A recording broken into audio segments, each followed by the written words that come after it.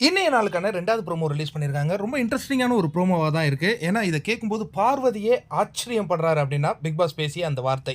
பார்வதிக்கு ஒரு பக்கம் ஆச்சரியம் அப்டின்னா, பிரஜனுக்கு ஒரு பக்கம் அதிர்ச்சியும் ஏற்படுது. ஆக்சுவலா இந்த ப்ரோமோவ நீங்க நல்லா டீகோட் பண்ணி பார்க்கணுங்க. இப்ப என்ன சொல்றாருன்னா, இந்த வீட்ல வொர்ஸ்ட் பெர்ஃபார்மர் ஆகிய தேர்வு செய்த திவ்யா அண்ட் சாண்ட்ரா சிறைக்கு செல்ல வேண்டும். ஆனா, சிறைக்கு செல்வதற்கு முன்பு இந்த வீட்ல இருக்கிற எல்லா வேலைகளும் அவங்க 2 பேர் தான் செய்யணும். இத பார்வையிடுவதற்காக நான் விக்கல் விக்ரம நியமிக்கிறேன். மாப் மாயா விஷ்ணுடைய கேப்டன நியமிக்கிறேன் அப்டின்னோனே அவருக்கு ஏக மகிழ்ச்சி.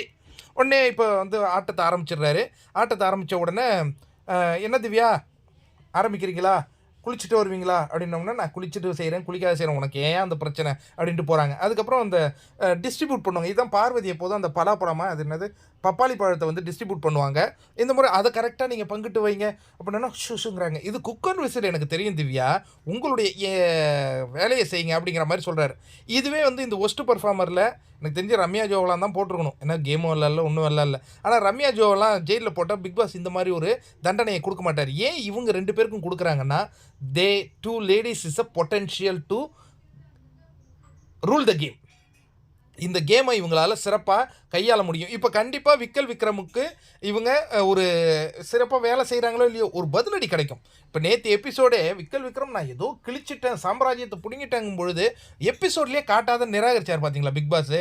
காட்டுனது ஃபுல்லா அந்த சாம்பார் ஸ்குவாட மட்டும் தான். அதே மாரி இன்னைக்கு இவங்க 2 பேரும் ஒஸ்ட்டுன்னு நீ காட்டியிருக்கில்ல, நீ தானே பிளான் பண்ண விக்கலு. உன்ன இவங்க துவைக்கணும்யா அத. நாங்க பார்த்து ரசிக்கணும்யான்னு பிக் பாஸ் எடுத்த முடிவு தான் இது.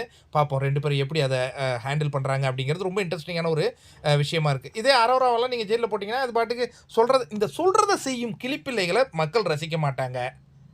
சரி இன்னைக்கு வெள்ளிக்கிழமை ஆயிடுச்சு. யார் எவிக்ட் ஆக போறாங்க?